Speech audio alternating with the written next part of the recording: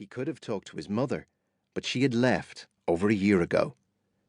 He remembered her smell better than her face. He had a photograph hidden away from his father. He looked at it from time to time so as not to forget what she looked like. One day, she put on her hat and coat and disappeared out the door. She got tired of being told to shut up and vanished. Bullet missed her, but he had Champ.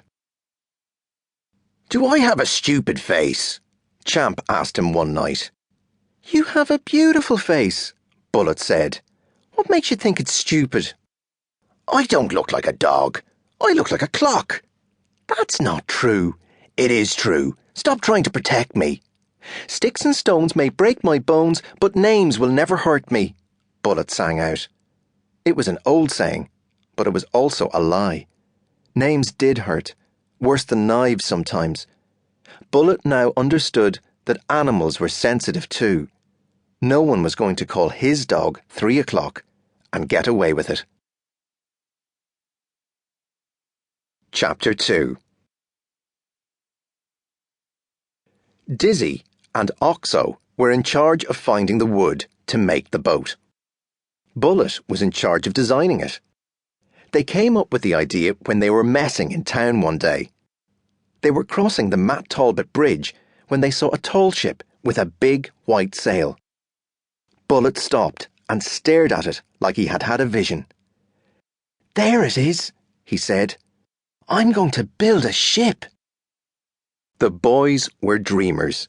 They made plans all the time, and nothing came of them. The ship was different. It was simple. Wood floated on water. You didn't have to do anything with it. A few planks stuck together, and you had something. A white sheet for a sail, and you didn't need an engine. The wind was your power, and it was free. Simple, like all great ideas. Bullet gave his instructions like any good captain would.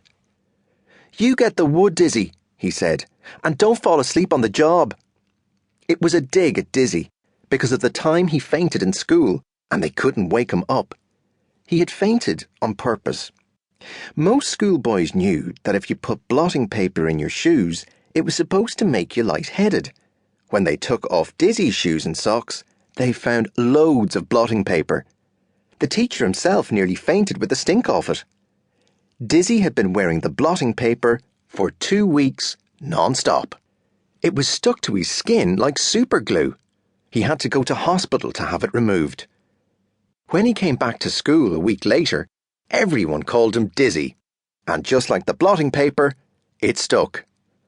"I only fainted once in my life, I'll have you know," Dizzy barked back at Bullet, slightly hurt. "It doesn't mean you won't faint again," Oxo said, smiling from ear to ear. He loved slagging Dizzy, especially when he had Bullet's approval. "Where am I going to get the wood to build a ship?" Dizzy asked. "You're going to beg, borrow and steal it," Bullet replied. "What's my job going to be?" Oxo asked. "Can I take charge of getting the food?" Food was Oxo's favourite subject. He always thought about his belly first, and everything else second. Oxo loved everything that went into his mouth. He had yet to discover a food he didn't love. One day, for a dare, he crumbled an Oxo cube and ate it without taking any water. He was known as Oxo after that. "You're going to get the sail," Bullet told him. "Where am I going to get the sail?" Oxo said. "You're going to get it off your old fella's bed," Bullet said. "My old fella doesn't have a sheet. He sleeps on the couch most nights." "Then rob it off a clothesline when no one is watching," Bullet said. It was an idea that silenced Oxo, a rare event.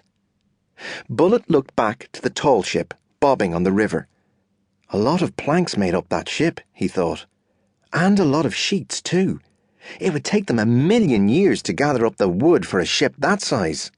Maybe they should be thinking about a boat instead. A boat was only half the size of a ship. They split up and went looking in different parts of the city. Oxo saw 3 yellow sheets in a garden. He hopped the wall and grabbed them. The boys had arranged to meet